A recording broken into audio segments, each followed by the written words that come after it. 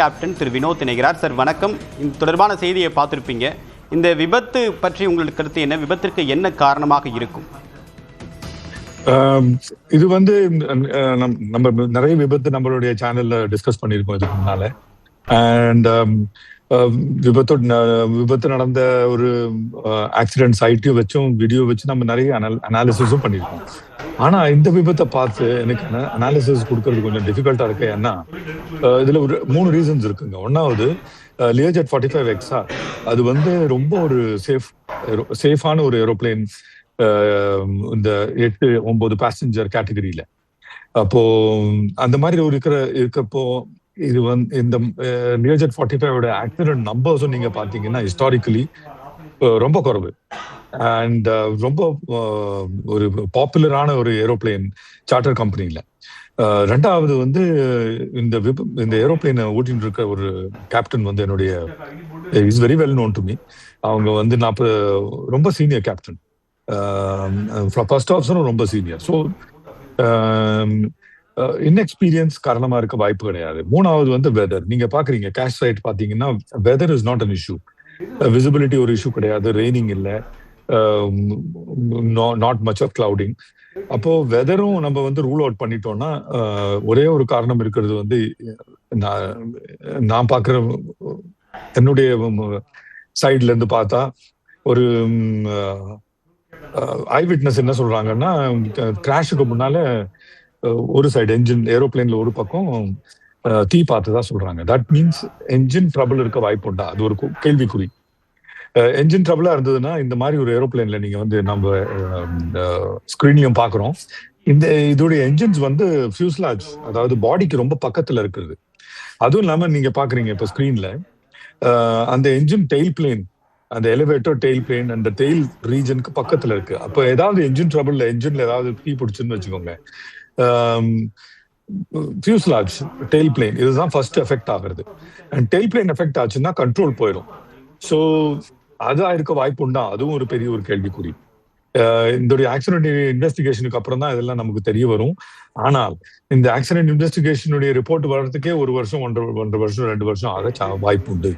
அது வரைக்கும் இது வந்து நியூஸ் சைக்கிள் இருந்து வெளியிலயும் போயிடும். ஸோ அதனால நம்ம இப்போ நியூஸ் சேனல் உட்காந்துக்கிட்டு இந்த ஆக்சிடென்ட் சைட்டும் அப்புறம் ஐ விட்னஸ் உடைய கேட்டுட்டு நம்ம வந்து அனாலிசிஸ் பண்ண we are hazarding a guess, இங்கிலீஷ்ல சொல்ற மாதிரி.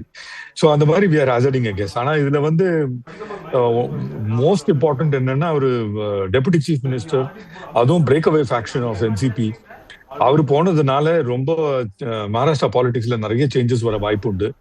அது என்னமோ நிச்சயம்தான். ஏன்னா சுப்ரியா சுலே மட்டும்தான் இப்போ ஒரு டால் லீடரா எமர்ஜ் ஆயிருக்காங்க.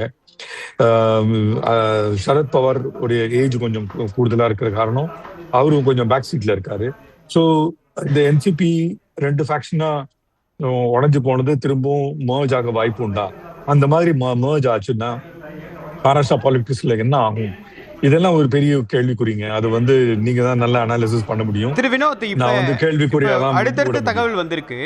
இப்ப இந்த சிதறி இருக்கக்கூடிய பாகங்களை வைத்து விசாரணை அப்படின்றது சொல்லியிருக்காங்க. இங்க புகைப்படம், தடயவியல் நிபுணர்கள் எல்லாமே இங்க சோதனை களத்துக்கு அந்த இடத்துக்கு வந்திருக்காங்க. இந்த மாதிரி சிதறி இருக்கக்கூடிய பாகங்கள் அல்லது வேற ஏதாவது சதிச்செயல்ல விமான விபத்து சந்திச்சிருக்கா அப்படின்றத எப்படி டிஃபரன்ஷியேட் பண்ணுவீங்க? நீங்க கடந்த காலங்களில் இந்த மாதிரியான விபத்துல நிறைய கன்சல்டண்டா இருந்து நிறைய உங்களுடைய ஆய்வுகளை கொடுத்துருக்கீங்க.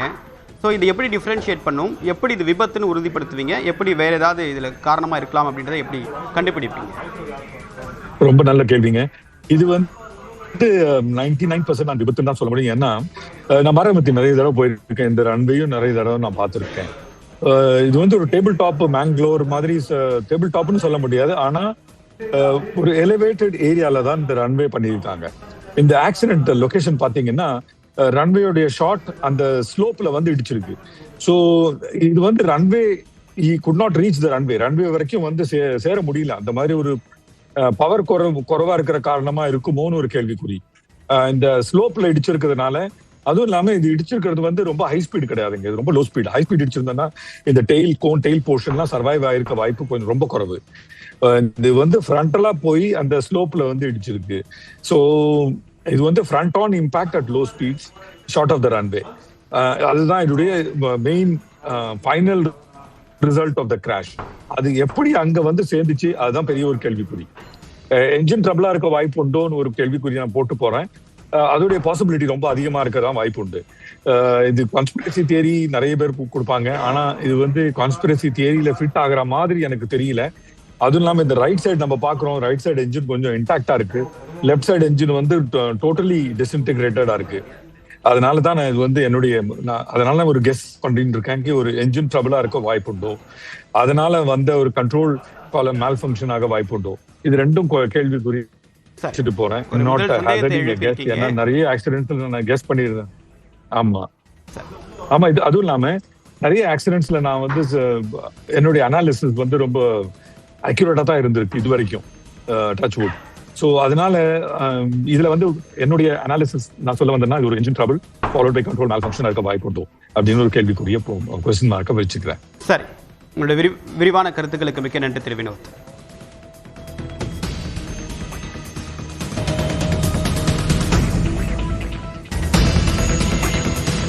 மகாராஷ்டிரா துணை முதலமைச்சர் அஜித் பவார் மறைவிற்கு பிரதமர் நரேந்திர மோடி இரங்கல் தெரிவித்திருக்கிறார்.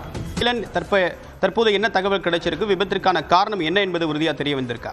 தேவா, தற்போது இந்த விபத்து தொடர்பான முதற்கட்ட தகவல் வெளியாயிருக்கிறது. அதில் இந்த விமான விபத்துக்கான காரணம் தொழில்நுட்ப கோளாறு என்ற தகவல் தற்போது வெளியாயிருக்கிறது. அதே போல இந்த விமானத்தை தரையிறக்கும் போது அந்த விமானி இந்த விமானத்தின் கட்டுப்பாட்டை இழந்ததாக தற்போது தகவல் வெளியாயிருக்கிறது. சரியாக 9:12 மணிக்கு இந்த விபத்தானது நடந்திருக்கிறது. குறிப்பாக இந்த விபத்து நடந்திருக்கக்கூடிய இந்த பூனே மற்றும் அந்த பாராமதி பகுதிகளில் கடுமையான ஒரு பனிமூட்டம் இருந்து வந்திருக்கிறது. அது மட்டுமல்லாது இந்த விமானத்திற்கு குறிக்கப்பட்ட அதாவது பயணிப்பதற்காக கொடுக்கப்பட்டிருந்த அந்த பாதையை மாறி இந்த விமானம் பறந்திருப்பதும் தற்போது தகவல் வெளியாயிருக்கிறது. அதே போல இந்த பாராமதி பகுதி என்பது அதிகமான அந்த சிறிய அளவிலான மலைகளை கொண்ட ஒரு பகுதி. அதனால் இந்த விமானம் கட்டுப்பாட்டை இழந்த போது அங்கு இருக்கக்கூடிய அந்த சிறு குன்றுகளிலோ அல்லது மலைகளின் மீதோ மோதி இருக்கலாம் என்றும் தற்போது தகவல் வெளியாயிருக்கிறது.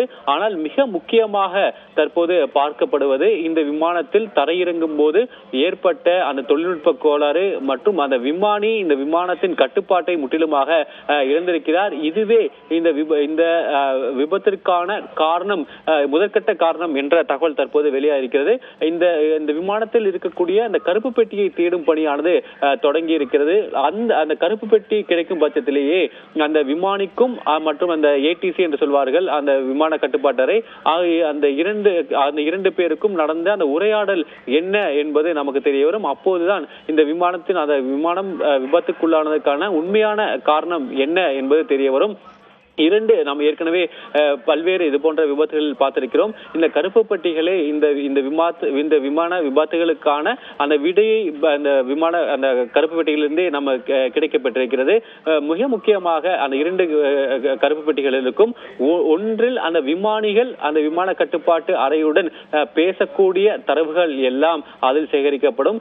இன்னொரு கருப்பு பெட்டியில் அந்த விமானத்தில் தரையிறக்கும் போது செய்யப்படக்கூடிய அந்த விமானத்தை இயக்குவதற்கு கூடிய அவர்கள் என்னென்ன நடவடிக்கைகளை எடுத்திருக்கிறார்கள் அல்லது என்ன செட்டிங்கில் அந்த விமானத்தை அவர்கள் இறக்கியிருக்கிறார்கள் போன்ற அந்த தகவல்கள் அந்த இன்னொரு கருப்பு பெட்டியில் பதிவாகும். அதனால் இந்த 2 கருப்பு பெட்டிகள் கிடைக்கும் பட்சத்திலேயே அந்த விமானிகள் என்ன நடந்தது அல்லது அவர்களுக்கு என்ன இன்னல்கள் அங்க அந்த சிரமங்கள் ஏற்பட்டது என்பது தெரிய வரும். அதே போல இந்த விமானத்தில் தொழில்நுட்ப கோளாறு என்றால் எந்த வகையில், அதாவது என்ன தொழில்நுட்ப கோளாறு நடந்தது என்பது அந்த கருப்பு பெட்டிகளிலிருந்து தரவுகளை எடுக்கும் போதுதான் தெரிய வரும். தேவா.